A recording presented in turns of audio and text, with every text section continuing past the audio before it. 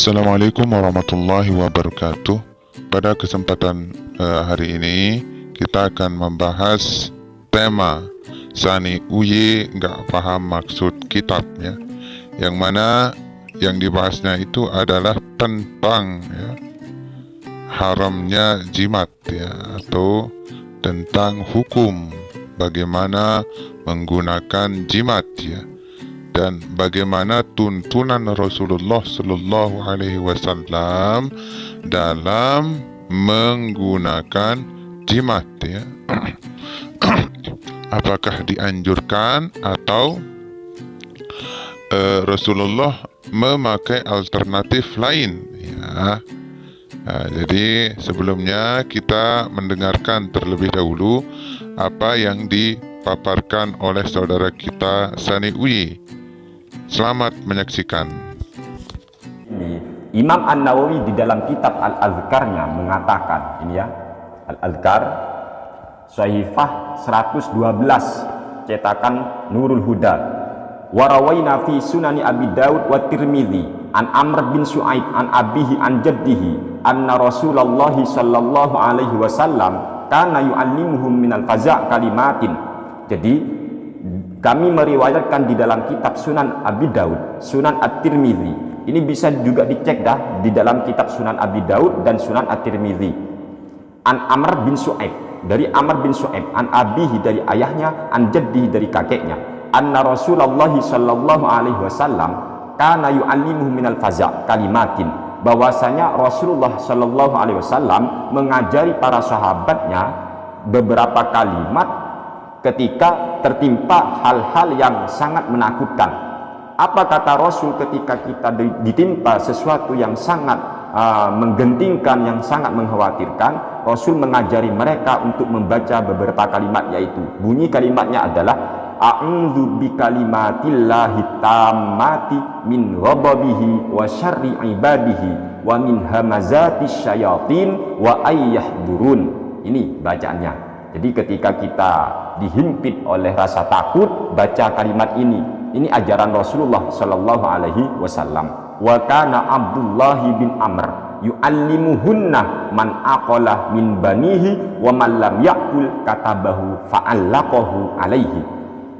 Dan Abdullah bin Amr mengajarkan kalimat yang diajarkan oleh Rasul tadi kepada putra-putranya, kepada anak-anaknya yang bisa mengerti dan bisa menangkap pelajaran.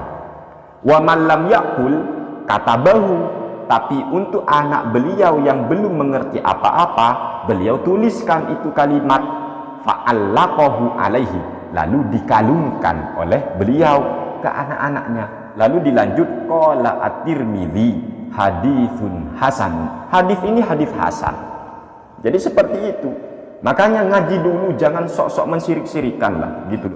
Sebelumnya terlebih dahulu saya beritahu bahwa alasan Sani Uye membahas ini bahwa ada temannya yang menegur dia.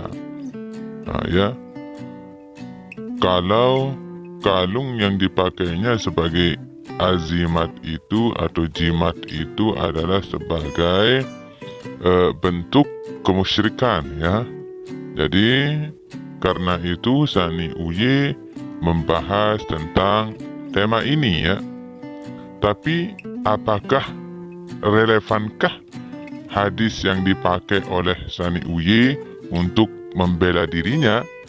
Jadi kita akan bahas pada hari ini Jadi hadis ini membuktikan bahwa Rasulullah Sallallahu Alaihi Wasallam tidak pernah mengajarkan atau tidak pernah menganjurkan umatnya itu untuk menggunakan jimat atau membuat jimat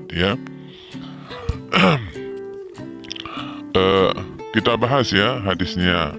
Anna Rasulullah sallallahu alaihi wasallam, bahwasanya Rasulullah sallallahu alaihi wasallam kana yu'allimuhum, mengajarkan mereka, yaitu sahabatnya, minal faz'i, yaitu ketika dalam keadaan menakutkan atau menyeramkan, kalimatin, beberapa kalimat. yaitu bunyinya begini ya. A'udzu bikalimatillahi tammati min ghadabihi wa syarri ibadihi wa min hamazati syayatini wa an yahduruna. Jadi dengan hadis ini membuktikan bahwa Rasulullah Shallallahu Alaihi Wasallam ketika umatnya tertimpa suatu ketakutan dalam hal tertentu, Rasulullah Shallallahu Alaihi Wasallam mengajarkan sahabat untuk berdoa ya, bukan membuat jimat ya. Itu perlu diketahui terlebih dahulu ya. Wa kana Abdullah bin Amr yu'allimu man aqala min banihi, bahwa Abdullah bin Umar yu'allimuhunna, mengajarkan kalimat-kalimat tersebut, man aqala min banihi, anak-anaknya yang sudah berakal ya, atau yang sudah bisa memahami sesuatu ya. Wa man lam ya'qul, dan ya bagi anak-anaknya yang belum berakal, katabahu fa'allaqahu alaihi, maka dicatatnya atau ditulisnya, fa'allaqahu, dan menggantungkannya ya, alaihi, padanya ya. Jadi benar ya bahwa Abdullah bin Umar ini mengajarkan kalimat-kalimat yang diajarkan oleh Rasulullah tersebut kepada anak-anaknya yang sudah berakal. Dan bagi anak-anaknya yang belum berakal, beliau menuliskannya kemudian menggantungkannya di bagian tubuh seperti leher anaknya ya. Tapi yang terpenting adalah apa sih maksud yang terkandung dalam hadis tersebut ya.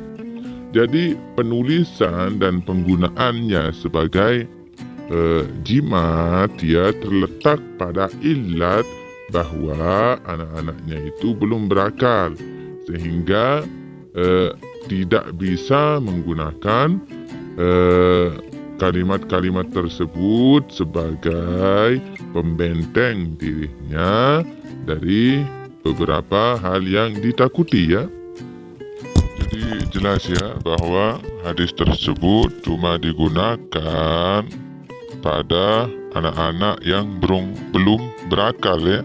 Belum berakal yang mana mereka tidak bisa mengambil ibrah dari doa yang diajarkan oleh Rasulullah Sallallahu Alaihi Wasallam. Maka dalam hal ini dibolehkannya kita menulis doa tersebut dan menggantungkannya kepada anak ya. Jadi lihat ilatnya. Jadi jangan tidak dilihat ilatnya. Kalau mengutip secara serampangan tanpa mau memahami apa maksud hadisnya itu, maka anak SD saja bisa ya. Tapi saudara kita Sani Uye ya, dengan PD-nya ya memperlihatkan jimat yang berupa kalung kepada penonton ya, dengan PD sekali ya. Jadi dalam hadis tersebut ketika ilatnya dipakai, maka jelas yang memakai jimat itu cuma dibolehkannya kepada anak-anak ya, dan ditulis berupa doa ya, berupa doa yang sudah masyhur diajarkan oleh Rasulullah Shallallahu Alaihi Wasallam, atau doa-doa pendinding lain dari Al-Quran maupun hadis ya. Jadi bukan tidak ada maksudnya ya. Jadi boleh itu dituliskan dan digantungkan, tapi untuk anak-anak.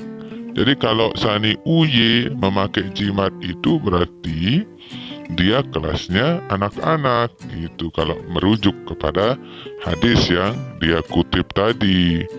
Jadi kalau mau dewasa ya Sani Uye ya, lepaskan jimatnya, karena Anda itu sudah berakal, terkecuali Anda itu belum berakal ya.